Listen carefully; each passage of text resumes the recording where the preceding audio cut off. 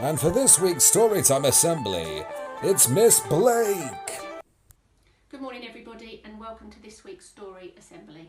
I'm going to be reading Zog by Julia Donaldson. I really hope you enjoy it.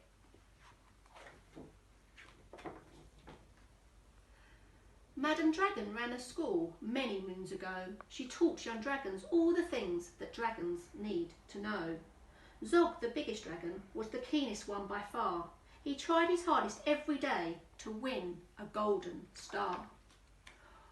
All the dragons in year 1 were learning how to fly. High, said Madam Dragon, way up in the sky. Now that you've been shown, you can practice on your own, and you'll all be expert flyers by the time you're fully grown. Zog went off to practice flying fast and free. He soared and swooped and looped the loop, then crashed into a tree. Just then a little girl came by. Oh, please don't cry, she said. Perhaps you'd like a nice sticky plaster for your head. What a good idea, said Zog, then up and off he flew, his plaster gleaming pinkly as he zigzagged through the blue. A year went by, and in year 2 the dragons learned to roar. More, said Madam Dragon, louder, I implore. Now that you've been shown, you can practice on your own, and you'll all be champion roarers by the time you're fully grown. Zog went off to practice. He roared with fearsome force. He kept it up for hours on end, but then his throat grew hoarse. Just then the girl came by again. She said, what rotten luck. Perhaps you'd like a nice soothing peppermint to suck. What a good idea, said Zog. Then up and off he flew, and breathing fumes of peppermint, he zigzagged through the blue. A year went by, and in year 3 the dragons learned to blow. No, said Madam Dragon, breathe out fire, not snow.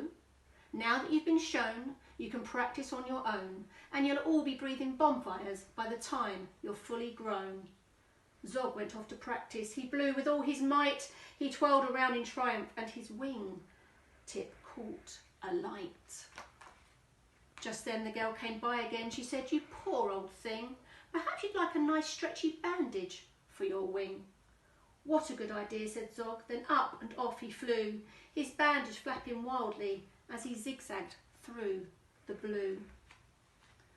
All the year 4 dragons were learning, can you guess? Yes, said Madam Dragon, how to capture a princess.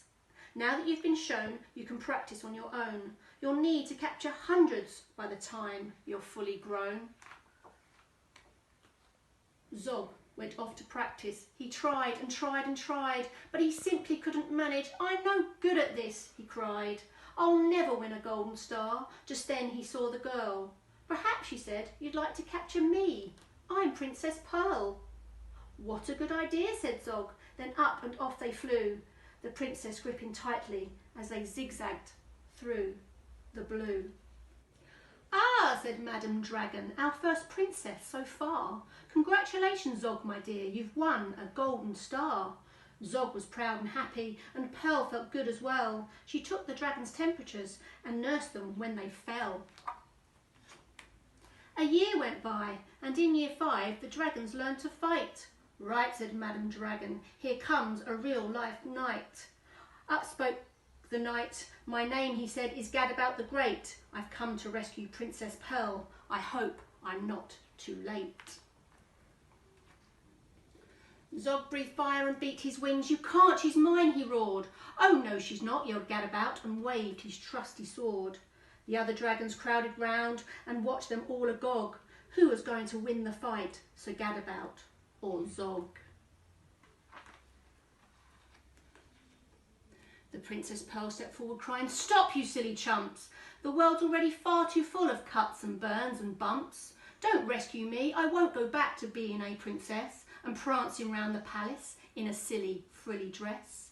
I want to be a doctor and travel here and there, listening to people's chests and giving them my care. Me too, exclaimed the knight, and took his helmet off his head. I'd rather wear a nice twisty stethoscope, he said.